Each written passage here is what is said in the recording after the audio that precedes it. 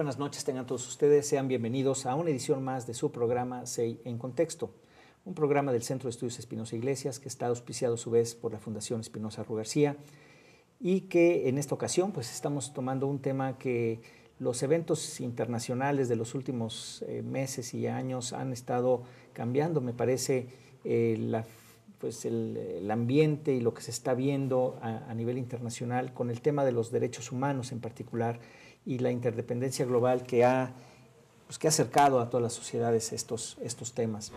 Y bueno, para esto tenemos la visita y nos complace mucho de la doctora Marianne Merchan. Muchísimas gracias, Marianne, por tu participación. Muchas gracias, Enrique, me da mucho gusto estar aquí. Ella es aquí. profesora investigadora de la Universidad de las Américas en Puebla. Muchas gracias. Y también al doctor Misael González, profesor investigador de la Benemérita Universidad Autónoma de Puebla. Muchas gracias, Misael, por acompañarnos. Muchas gracias por la invitación. Bueno, pues este es un tema que ha tenido cambios importantes en México. Hay un cambio constitucional reciente en el país que transformó los derechos humanos y su forma de contextualizarse, de verse totalmente. ¿Podrías platicar un poco de lo que se trata, Misael? Básicamente lo que es el cambio constitucional es que se puso al mismo nivel las convenciones que firmaran nuestro país en el extranjero, se puso al mismo nivel de la Constitución. En este caso, las cortes, los juzgados en México están obligados a cumplir con todas esas reglas y entonces a la hora de que existe esta homologación es necesario hacer ajustes tanto en las leyes nacionales, en las leyes estatales y en las leyes locales para estar en concordancia con todo lo que se firmó hacia el extranjero. Eso es un salto importante en nuestro país respecto a la aplicación y al respeto de los derechos humanos.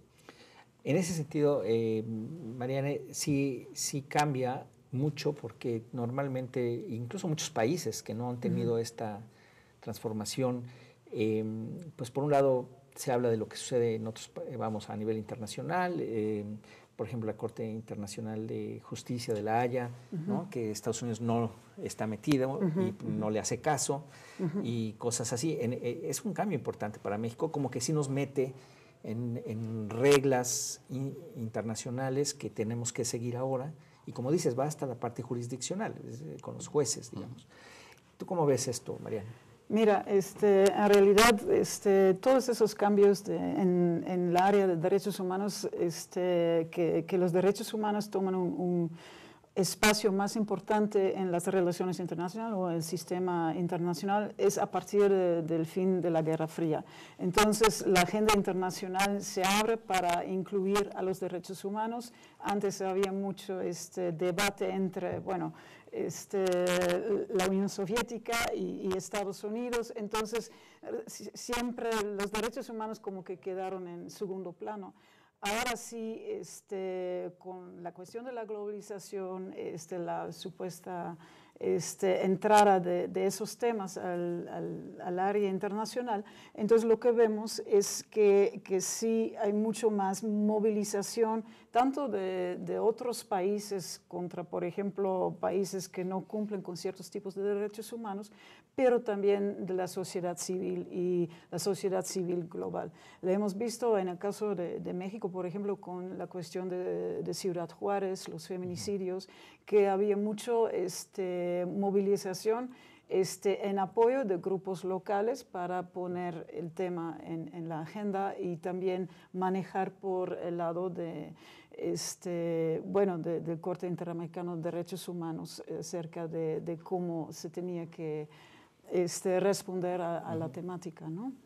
Y en este sentido, efectivamente, con la adopción cada vez mayor de los estados de este tipo de reglas, también ha habido una proliferación del tipo de derechos humanos, ¿no? Es decir, inicialmente pues era la vida prácticamente y ya, y ahora se ha ido ampliando esa lista. ¿Qué son los derechos humanos? ¿Qué, digamos, así en lo general y vamos aterrizando, porque a lo mejor no está tan fácil o no está tan claro? Bueno, básicamente son los derechos que todas las personas tienen por el hecho de ser humanos. Básicamente es, digamos, la parte más simple, que va en algunos sentidos que van como por el derecho a la vida, el derecho a la alimentación, el derecho a la educación, pues, bueno, han ido evolucionando, que vienen prácticamente desde la época de la Revolución Francesa, pero han ido evolucionando constantemente y bueno, hoy tenemos creo que una cuarta generación de derechos humanos que ya es algo muchísimo más complejo conforme se ha ido avanzando el tiempo y a partir de que se han ido reconociendo otras áreas de las personas, ¿no? Incluso, bueno, de los derechos de las personas, incluso están ya relacionados a otro concepto que es la idea de la seguridad humana, ¿no? Que va más allá del simple hecho de tener una buena forma de vida o de vivir bien, sino también tener la seguridad de que en tu integridad física, en tu entorno, puedas estar y vivir tranquilo para poderte desarrollar, ¿no? Ese es cómo han ido avanzando. Y bueno, básicamente lo que se pensó era defender a las personas principalmente de los abusos de gobiernos o de otro tipo de entidades gubernamentales en un principio y que básicamente todos tuviéramos las posibilidades de tener acceso a determinado tipo de bienes públicos y de situaciones que nos mejoraran la vida, ¿no? En términos generales, básicamente. Mariana. Bueno, en realidad sí, hay como varias generaciones que ya se reconoce como los derechos humanos. Efectivamente, empezamos con los derechos más como de índole político, de integridad de la persona, pero también el derecho bueno, la libertad de expresión, etcétera, etcétera.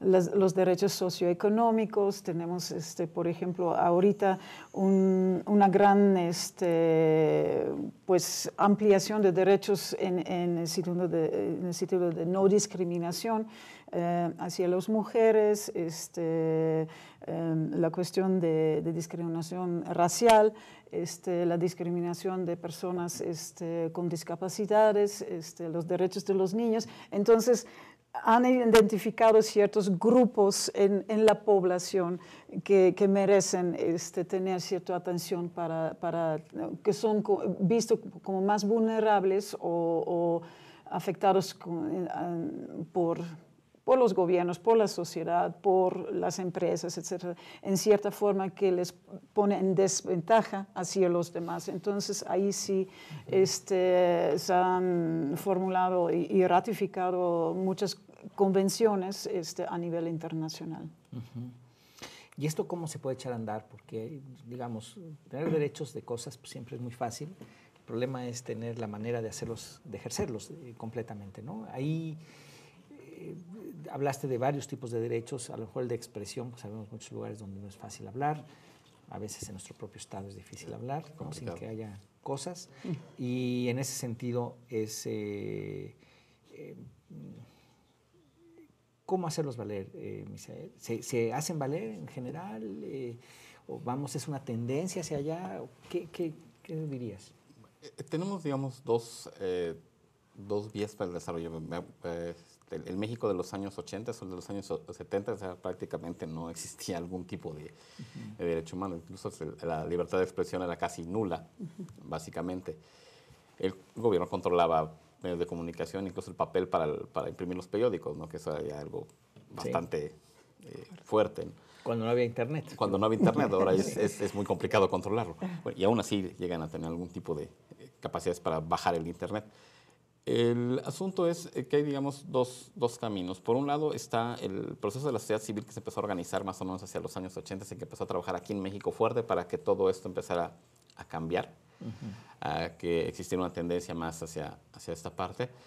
La otra es que también los mismos ciudadanos empezaron a darse cuenta que necesitábamos más ventajas, ¿no? Que también la educación en México ha avanzado, no hemos avanzado como quisiéramos, pero el hecho de tener una población un tanto cuanto más educada, con una sociedad civil mucho más activa, ha hecho que toda esta idea de los derechos humanos, esta visión de perspectiva de los derechos humanos, haya ido permeando en toda la sociedad y haya cambiado, ¿no?